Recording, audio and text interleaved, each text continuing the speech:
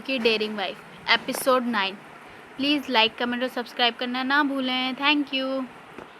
वह लड़की उसको देखकर फ़ौरन उसको ग्रीट करने लगी। Good afternoon manager. Honourable guest को अंदर जाने दो, उन्हें किसी रिजर्वेशन की ज़रूरत नहीं है। उस आदमी ने उस लड़की को इग्नोर करते हुए रिया के पास आकर कहा।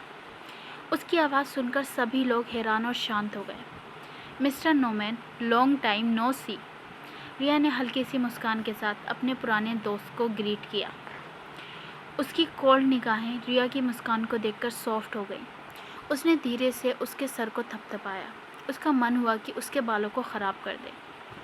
रिया ने उसकी आंखों में छुपी शरारत को देखकर अपना सर पीछे हटा लिया। सही कहा, काफ़ी समय हो गया, पिछले 2 साल से बात नहीं की है। नोमैन ने रिया को डांटते हुए कहा और उसे रेस्टोरेंट के अंदर ले गया, जहाँ उसके दादाजी उसका वेट कर रहे थे। वहाँ खड़े सभी लोग हैरान हो गए। वहाँ काम करने वाले वर्कर्स की आंखें फटी की फटी रह गईं। उन्होंने कभी नहीं सोचा था कि यहाँ का खड़ूस मालिक हंस भी सकता है। उसके जाने के बाद सारे लोग एक दूसरे को हैरत से देखने लगे।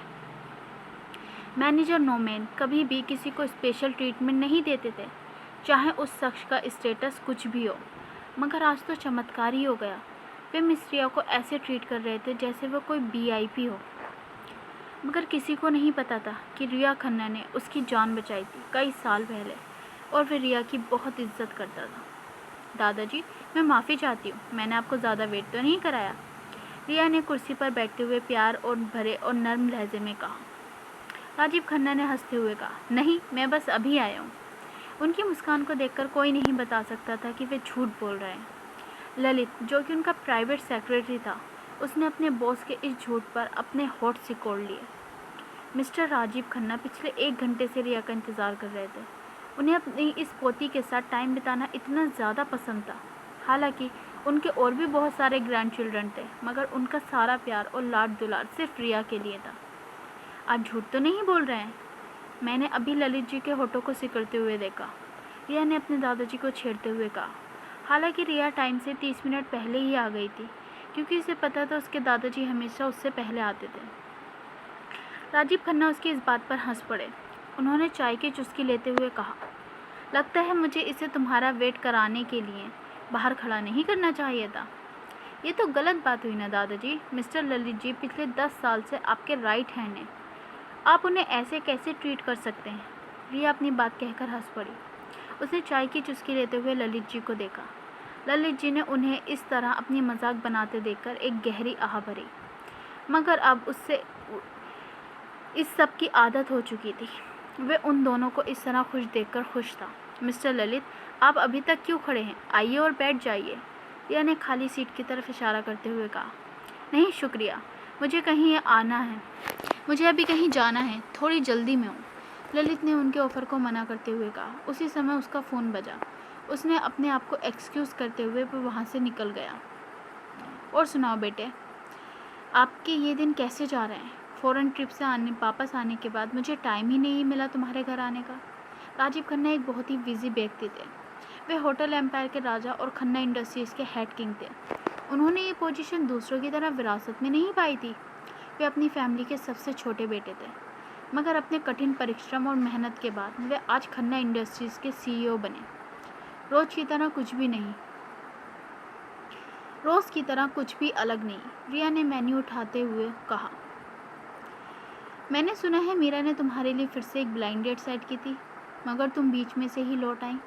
राजीव खन्ना ने कैजुअली कहा, मगर उनकी चील जैसी निगाहें रिया के चेहरे के एक्सप्रेशन को पढ़ रही थी। रिया इस बात को सुनकर सहम गई और एक गहरी आह भरी।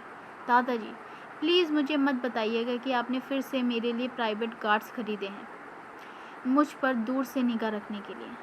उसने मेन्यू को टेबल पर रखते हुए बच्चों की तरह अपनी बाहें क्रॉस कर ली। राजीव खन्ना उसकी इस हरकत पर ज़ोर से हंस पड़े। तुम खन्ना परिवार का एक हिस्सा हो, मेरी सबसे प्यारी ग्रैंड डॉटर। ये दोनों टाइटल्स काफ़ी हैं किसी को भी तुम्हें निशाना बनाने के लिए।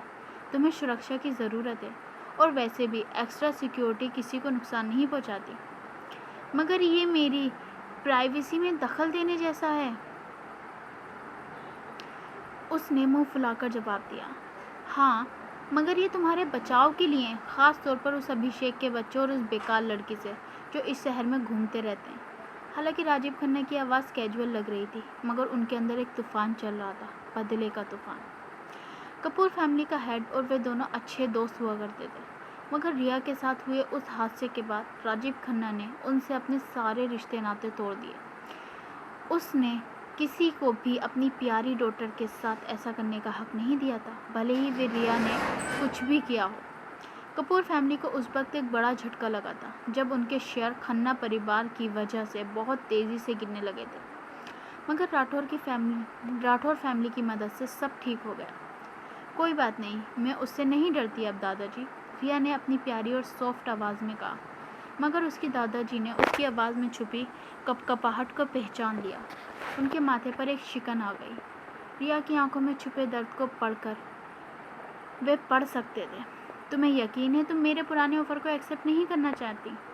हम उस बेकार लड़की को आसानी से रास्ते से हटा नहीं दादाजी, उस पर एक बार और पूरी कपूर फैमिली हमारे पीछे लग जाएगी। अभिषेक कपूर फैमिली के प्राइवेट बॉडीगार्ड फॉर्म का मालिक था और वे वर्षा के मामले में ज़रा सी लापरवाही बर्दाश्त नहीं करता था।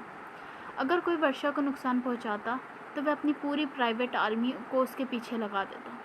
वर्षा को रास्ते से हटाने की इतनी अच्छी अपॉर्चुनिटी अगर ये 2 साल पहले होता तो रिया खुशी खुशी एक्सेप्ट कर लेती, मगर अब वे ज़िंदगी का सबक सीख चुकी थी और दोबारा से वे सारी गलतियां नहीं करना चाहती थी। और वे नहीं चाहती थी कि लोग समझें कि वे अभी तक अभिषेक को भूल नहीं पाई है। जो उस बास्टर्ड ने तुम्हारे साथ किया वे बहुत ही घिनौना था। राजीव खन्ना की आंखें गुस्से से भर गईं। उसकी हिम्मत कैसे हुई उनकी सबसे फेवरेट ग्रैंड डॉटर पर वार करने की, जब वे एक इम्पोर्टेंट बिजनेस ट्रिप पर थे। अभिषेक ने रिया पर वार करने के लिए सबसे अच्छे मौके का इंतज़ार किया था, जब उसके सारे अपने शहर से बाहर या देश से बाहर थे। उसका वार बहुत ख़तरनाक था। सिर्फ 3 दिन के अंदर रिया को पूरी तरह से बर्बाद कर दिया था। भले ही वर्षा के साथ उसने कुछ गलत किया हो, मगर अभिषेक को अपनी लिमिट क्रॉस नहीं करनी चाहिए थी। तुम पिछले 2 साल में बहुत बदल गई हो, राजीव खन्ना ने अपनी उस प्यारी और बिगड़े लड़की को याद करके कहा, जो हमेशा अपनी बात मनवा लेती थी, जिद करके या जैसे भी। रिया को हंसी आ गई। मैं फिर से वह नहीं बनना चाहती जिससे सब नफरत करते थे। एक अच्छा बदलाव बुरा नहीं है। अपने चेहरे को अपनी हथेली पर रखते हुए उसने एक हल्की सी मुस्कान के साथ जवाब दिया, तुमने उस बेकार आदमी के लिए इतना कुछ किया, वे इस काबिल ही नहीं था। राजीव खन्ना को अभिषेक के सबक ना सिखाने पर आज तक अफसोस था। रिया ने अभिषेक की मंगेतर होने के नाते अपनी सारी जिम्मेदारियां निभाई थी, जबकि वर्षा ने लास्ट में आकर उसकी सारी मेहनत का क्रेडिट खुद ले लिया। अभिषेक की मंगेतर होने की वजह से उस पर बहुत से जानलेवा हमले हुए थे। उसने बिना आराम के उसके लिए कई महीने तक काम किया था। रिया ने बहुत कुछ बर्दाश्त किया था। Bye bye friends.